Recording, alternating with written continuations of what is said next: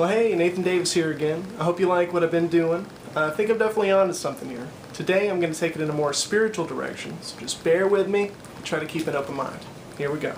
So let's look back at the Bible. My biggest question was, why did Jesus have to leave? You know, he rose from the dead, so what would stop him from just, becoming king of the whole world? I couldn't understand it. But I read this whole book, and I found the answer to that. It was in John 14, 15, and 16.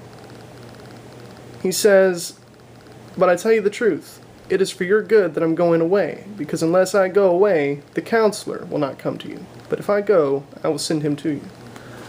The Counselor, he says, over here in 14. "But the Counselor, the Holy Spirit, whom the Father will send in my name, will teach you all things, and will remind you of everything I have said to you." He also says, "When the Counselor comes, whom I will send to you from the Father, the Spirit of truth who goes out from the Father, he will testify about me. And you must also testify, for you have been with me from the beginning." Continues to say, going back, what the Holy Spirit will do. "When he comes, he will convict the world of guilt in regard to sin and righteousness and judgment. In regard to sin, because men do not believe in me. In regard to righteousness, because I am going to the Father, where you can see me no longer. And in regard to judgment, because the prince of this world now stands condemned. I have much more to say to you, more than you can now bear, but when he, the Spirit of truth, comes, he will guide you into all truth. He will not speak on his own, he will speak only what he hears, and he will tell you what is yet to come." Wow, isn't that neat? So according to Jesus Christ himself, the Holy Spirit is going to be coming onto the scene, the third of the Trinity.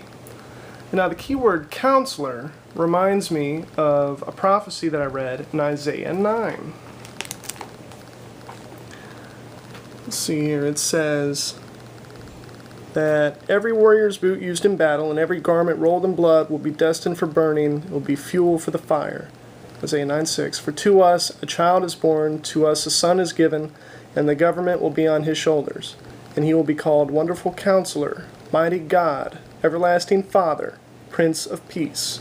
Of the increase of his government and peace there will be no end. He will reign on David's throne and over his kingdom, establishing and upholding it with justice and righteousness from that time on and forever. The zeal of the Lord Almighty will accomplish this."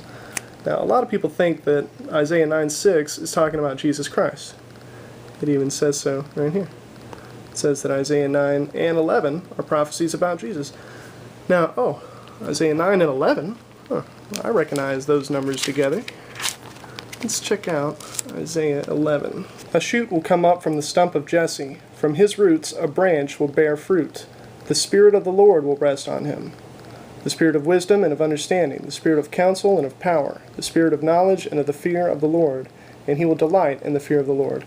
He will not judge by what he sees with his eyes, or decide by what he hears with his ears, but with righteousness he will judge the needy. With justice he will give decisions for the poor of the earth. He will strike the earth with the rod of his mouth, with the breath of his lips he will slay the wicked. Righteousness will be his belt, and faithfulness the sash around his waist.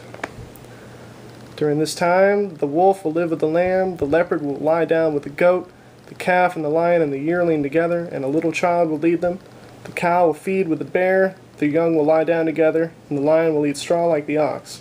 The infant will play near the hole of the cobra, and the young child put his hand into the viper's nest. They will neither harm nor destroy on all my holy mountain, for the earth will be full of the knowledge of the Lord, as the waters cover the sea. In that day the root of Jesse will stand as a banner for the peoples. The nations will rally to him, and his place of rest will be glorious. In that day the Lord will reach out his hand a second time to reclaim the remnant that is left of his people from Assyria, from Lower Egypt, all over the world. He will raise a banner for the nations and gather the exiles of Israel. He will assemble the scattered people of Judah from the four corners of the earth." So, I don't know about you, but I look at that, and I think that Jesus Christ didn't necessarily fulfill these things. And I think that's why the Jews don't really recognize Jesus Christ as, the one. Now let's look at some more prophecies and ask ourselves if Jesus fulfilled them in his days. Isaiah 16. In love a throne will be established, in faithfulness a man will sit on it, one from the house of David, one who in judging seeks justice and speeds the cause of righteousness. Isaiah 42. Here is my servant, whom I uphold, my chosen one, in whom I delight. I will put my spirit on him, and he will bring justice to the nations. He will not shout or cry out or raise his voice in the streets.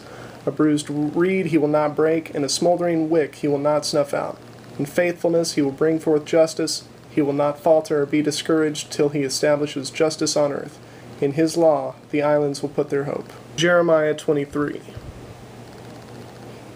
The days are coming, declares the Lord, when I will raise up to David a righteous branch, a king who will reign wisely and do what is just and right in the land. In his days Judah will be saved and Israel will live in safety.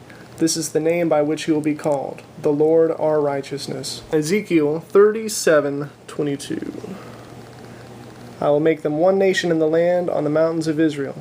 There will be one king over all of them, and they will never again be two nations or be divided into two kingdoms. They will no longer defile themselves with their idols and vile images or with any of their offenses, for I will save them from all of their sinful backsliding, and I will cleanse them. They will be my people, and I will be their God. My servant David will be king over them, and they will have one shepherd. They will follow my laws and be careful to keep my decrees. They will live in the land I gave to my servant Jacob, the land where your fathers lived. They and the children and the children's children will live there forever. And David, my servant, will be their prince forever. I will make a covenant of peace with them. It will be an everlasting covenant. I will establish them and increase their numbers, and I will put my sanctuary among them forever.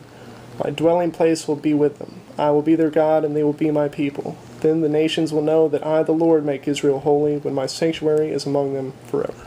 So it becomes obvious in reading the scriptures that this chosen one is a descendant of David.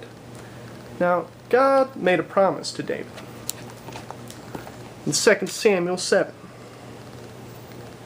it says, your house and your kingdom will endure forever before me. Your throne will be established forever. The prophet Nathan reported to David all the words of that entire revelation. And what's interesting about this to me is that my name is NathanGDavis. This is getting creepy, isn't it? So after reading all these things, I couldn't help but wonder, God, am I the one described in Isaiah 9:6 and the other prophecies? And then sometime later, I walk into my mom's room looking for something, and I couldn't help but notice a Burger King receipt laying on her desk with the order number 196. Isaiah 9:6, I 9:6, I looks like a 1.